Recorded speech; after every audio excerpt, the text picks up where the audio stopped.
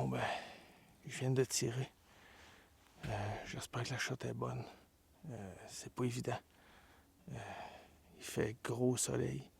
Je l'ai vu arriver. Il a traversé la traîne un petit peu plus loin. Au début, je pensais que c'était une femelle. Il s'est envenu dans le bois. Pendant qu'il s'en venait, j'ai cru apercevoir un panache. Fait que j'ai allumé ma caméra. C'est pas évident de s'auto-filmer au chevreuil. Ça se passe extrêmement vite.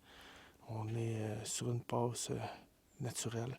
D'ailleurs, je remercie mon ami Charles Doris pour m'avoir montré cette technique de chasse-là qui est vraiment très productive puis qui est vraiment plus enlevante que chasser sur un appât, mais autrement plus difficile.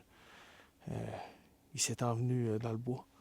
Puis quand il est arrivé face à moi, j'étais en train d'essayer d'ajuster les couleurs parce qu'avec le soleil aujourd'hui, c'est vraiment pas évident avec la caméra. Puis quand il est arrivé à peu près à 50 pieds face à moi, et il m'a vu. Il m'a vu. Le gros singe perché dans son arbre, là, il a pas trouvé ça normal.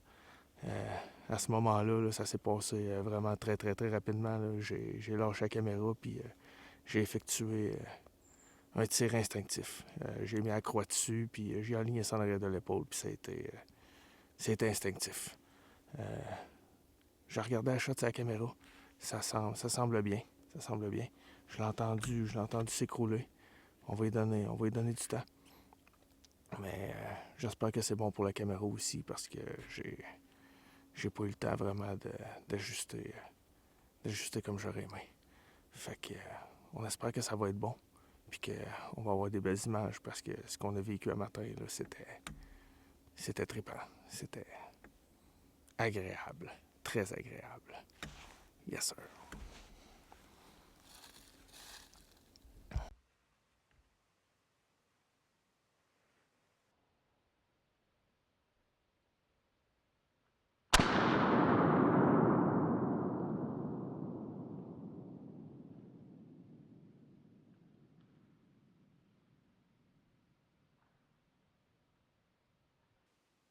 Hydratateur.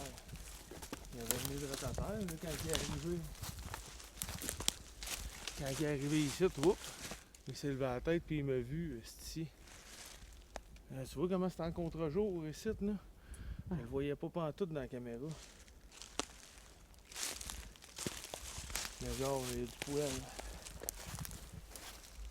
Ah, mais oui. C'est pas du beau poil, par exemple, c'est du poil de bédaine. Pour ça, je l'ai pogné, mais j'étais un peu inquiète. Je mets toujours du papier de toilette.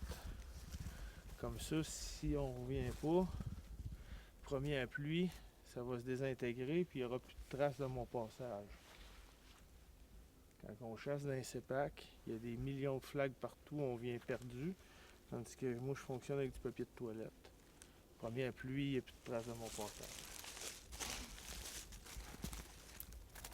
Il est parti par où? Il est parti par ici. Par là, ok. Ok, il doit être ça. Il y a assez de traces partout. C'est exactement ici que je l'ai vu hier, moi aussi.